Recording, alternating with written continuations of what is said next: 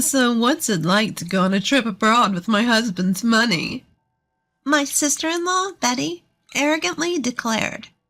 I wonder how it feels to live not just off your parents, but also off your brother. I retorted, feeling a surge of anger at her audacity. Well, you're one to talk. You're a stay-at-home wife, and yet you hire a maid and don't do any housework at all. That's enough. Both of you, stop it. My father stepped in between Betty and me as our argument threatened to escalate. With a calm look on his face, he pacified me and looked up at Betty. Seems like you can't enjoy your trip with us both here. We'll head back home. Sorry for disturbing. My name is Lisa. I'm nearing my 40s and work while living with my father. My mother passed away due to illness 10 years ago, and my younger brother Jake, who is 5 years younger, has already married and left home. I live modestly with my father in our spacious house. It's not that I can't afford to live alone. I choose to live with my father because I'm worried about him. After losing my mother, he started having frequent health issues and was forced to quit his job as he neared retirement. His condition worsened to the point where he wouldn't eat for days unless reminded, and would be bedridden for almost 2 weeks if he fell ill. I couldn't leave my father alone in such a state. At that time, my brother Jake was already working as a lawyer and had a fiancé. Jake and his wife were planning to build a new home near our house, so it was inevitable that I would stay with my father. Jake is exceptionally gifted compared to me. I never thought that the woman he chose as his wife would turn out to be so unreasonable. Jake's wife, Betty, quit her job immediately after their marriage and became a housewife. She leaves all household chores to a hired butler, and her daily routine seems to revolve around luxury lunches and shopping at high-end stores. Jake is busy with work. Perhaps he doesn't have much time to spend with Betty, but her extravagant lifestyle is shocking. Living close to Jake and Betty's house, I couldn't help but hear about Betty's carefree life. What made it more intolerable were her remarks when she visited our house. When are you planning to leave this house, Lisa? Aren't you embarrassed to live at home at your age? Betty would mock me like this quite often. I swallowed the words. I don't want to hear that from a housewife who doesn't do housework and just enjoys herself, and responded with a vague smile. I've gotten to the point where I wish she wouldn't come to our house at all, but my father shows sympathy towards Betty, saying, Jake might be too busy, and she could be lonely. He doesn't drive her away. Rather, he often invites her to have dinner with us. I wish Jake and my father would show some understanding of the emotional toll this is taking on me. But when I see my father, who is unbothered by Betty's audacious attitude, smiling while eating with her, I can't help but think that as long as he's happy, that's all that matters. Why on earth did Jake marry such a woman? I often wonder, but I suppose there are qualities in Betty that only Jake can appreciate. I purposely ignore Betty's rude remarks and continue eating in silence. That day, as usual, my father invited Betty to have dinner. Jake has been swamped with work lately, and Betty usually helps herself to food left by the housekeeper. My father, perhaps feeling pity for Betty, decided to buy some expensive ingredients and proposed that the 3 of us have a nice meal together. I wasn't particularly thrilled, but if my father insisted, I didn't have a choice. I bought ingredients from the supermarket in town and managed to whip up some dishes I'd never cooked before. My father, who had been losing his appetite, was delighted and laughed, saying, I'm particularly hungry today. Betty arrived significantly past the agreed-upon time, sank into the dining table chair without so much as a decent greeting. The dishes I had prepared were lined up in front of her. Now that we're all here, let's eat, my father cheerfully suggested. Betty didn't seem pleased. She poked at the food with her fork, heaved a big sigh, and said, Do you think I can eat something that looks this unappetizing? Betty shot me a look of contempt as she glanced at the small dishes. I stared back at Betty, then turned to my father in surprise. My father also looked surprised, his mouth agape as he looked at Betty. Well, it may not be as good as the meals your housekeeper makes, but Lisa made this from scratch. Can't you be a bit more polite? When my father-in-law sternly rebutted, Betty immediately pulled a sour face. I never said I wanted to eat with you guys. I'm helping you make some memories, and you serve me something that looks so unappetizing. Can't you consider my feelings a bit? What do you mean by making memories? I muttered, but Betty picked up on it quickly. Betty looked down on me and my father, smirked, and said something unthinkable. Well, your father won't live much longer, right? I'm the diligent daughter-in-law keeping him company, so I expect a generous inheritance.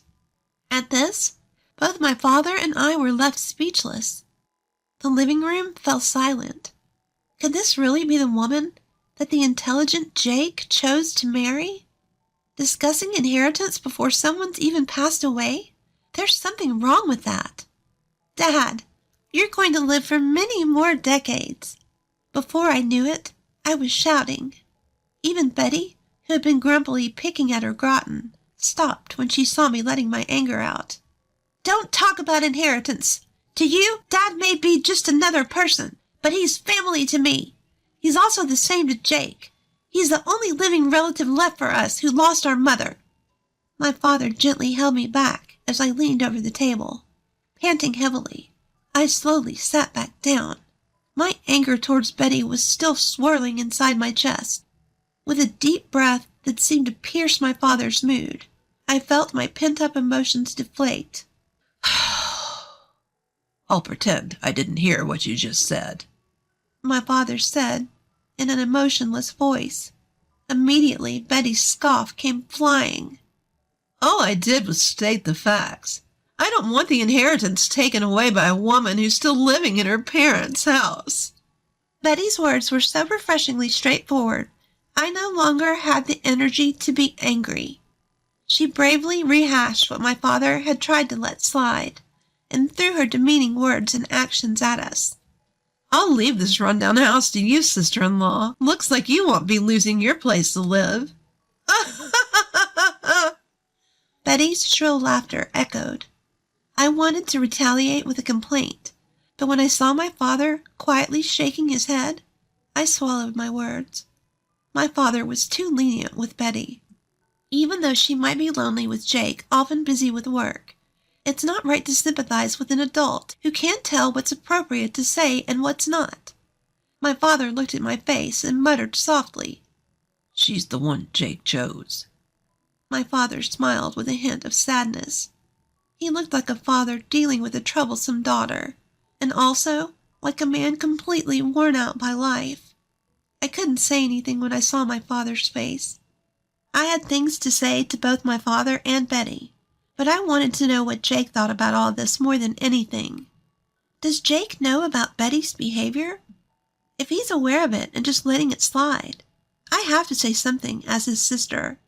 In the end, Betty barely touched the food I made and left early after a brief conversation. Only my father and I were left in the large living room. Creating memories, huh? Maybe she's right. I quietly exhaled as I noticed my father's figure suddenly seeming smaller when he murmured that. Due to Jake's suggestion, our family decided to go on a trip to France. My father wanted to go to France while he could still walk on his own, so Jake and I planned the trip. Of course, I initially asked Jake to take Dad and go on the trip with just the three of them, without me. Betty would always make snide comments toward me if I was present. I didn't want to ruin the cheerful atmosphere of the trip. However, Jake insisted that it would be best to have someone who usually observes Father's condition, so he ended up purchasing 4 tickets. I reluctantly agreed to accompany them on the trip to France, and as I expected, Betty was in a bad mood the whole time and didn't exchange a single word with anyone on the plane. Once we landed, we went straight to the heart of Paris and enjoyed sightseeing. My father was unbelievably energetic, exploring everywhere. Betty seemed to lighten up a bit when Jake bought her a brand-name bag. She walked arm in arm with Jake, but I couldn't help but notice that Jake didn't look particularly happy. At that moment, I accidentally made eye contact with Betty. She glared at me so fiercely that my heart jumped. By the way, why is Lisa here with us? Betty let go of Jake's arm and confronted me. I asked her to come, in case something happens to Dad. We need someone who can handle it. Jake tried to step in to help, but it seemed like his words didn't reach Betty. She kept staring at me, snickering. What's it like to go on a trip overseas with my husband's money? Airfare isn't cheap, so don't be extravagant, Betty said arrogantly. We're staying in a suite at the hotel, but it would be fine for Lisa to sleep outside, right? Jake called Betty's name sharply, trying to stop her, but she didn't listen. How does it feel to live not only off your parents, but also off your brother? I felt the blood rush to my head at that comment. Betty, you're the one living off Jake. Even though you're a housewife, you hired a housemaid and don't do any housework. Enough. Both of you, stop it. My father intervened just as Betty and I were about to get into a quarrel. With a serene expression, Dad calmed me down, glancing at Betty. It seems our presence is spoiling your trip. We'll go home. Sorry for disturbing you. Lisa, could you check the bus schedule to the airport? Without anger or distress, he calmly made his declaration. A smile spread across Betty's face, while a look of panic raced across Jake's. Wait a minute. What should we do when you guys are gone? Jake had a sudden realization and tried desperately to keep us from leaving. However, once Dad decided to go home, his resolution was firm. He had me check the bus to the airport, and he quickly set off in the opposite direction towards the bus stop. I had no choice but to follow Dad, while keeping an eye on my brother and his wife. We'll be just fine without the old man and old lady. Betty's voice echoed from behind us. I was momentarily angered at Betty treating Dad as an old man, but I had no time to waste on her.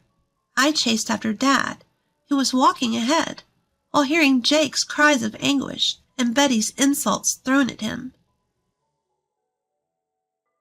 Jake barged into the cafe near the airport where we were having tea, looking desperate. His forehead was covered in an extraordinary amount of sweat, signaling something was amiss. In a frenzy, Jake rushed to our table and bowed his head to us. I'm sorry about earlier. I'll apologize properly later, but for now, I need help with Betty. Jake bowed deeply, pleading with Dad. Dad and I looked at each other in surprise. What happened to Betty? When I asked in place of Dad, Jake began to explain with renewed energy what happened after we left. After we boarded the bus to the airport, Jake and Betty took a taxi to the hotel. The problem occurred after they got in the taxi. The English that worked at the tourist spots didn't seem to work with the taxi driver. Neither of them spoke French, and they couldn't understand what the driver was saying. The driver was asking them something, but they responded without really understanding. As a result, Jake said that when he paid the money and got off, the driver drove away with Betty still inside. I can't get through to Betty on the phone. She might have been mugged or something after she was dropped off, Jake said, his face turning pale, probably figuring it would be faster to rely on us rather than trying to cope on his own and winding up out of his depth. Jake, who doesn't understand French, asked for our help. My father and I can speak French perfectly. Betty appears to think of my father as an old man who can't do anything, but he used to be a French teacher. And I, too, am a current French teacher. This trip to France was planned by Jake, wanting my father to reminisce about his youth. Once my father arrived in France, he seemed filled with nostalgia and vitality, perhaps remembering his time studying abroad. Since I, too, had studied abroad in France during my student days, after parting ways with my brother and his wife, we slowly talked about our time studying here. My father listened to the stories with a serious expression and eventually gave a slow nod. Let's return to the city center. I bet the taxi that dropped you guys off is waiting for its next fare there. With my father's command, we quickly got ready and set off on a journey to find Betty, who had been left somewhere. My father and I split up to look for the taxi that had dropped off my brother and his wife after returning to the city center. Most taxi drivers speak French without resorting to English. Before me, my father found the taxi that had taken them and quickly arrived at the location where Betty was said to have been dropped off. Fortunately, Betty was there, exactly where she had been dropped off, unhurt, slumped over. It was good that she was uninjured, but as soon as she arrived, she seemed to have been pickpocketed, and all her bags and valuables were gone, leaving her sitting there penniless. When Betty saw Jake's face, tears welled up in her eyes, but she quickly scowled when she saw us. What are they doing here? Betty, who was plainly grumpy, asked Jake, and he sighed heavily. If it weren't for the two of them, you'd have been left here penniless forever, you know. Show some gratitude. Betty's eyes rounded in doubt. What do you mean? Without them, our trip would have been a disaster. You and I, we can't speak French. That's why we ended up like this. But these two are different. Both are French teachers, far better than me. Betty looked uncomfortable, her gaze flitting over to us.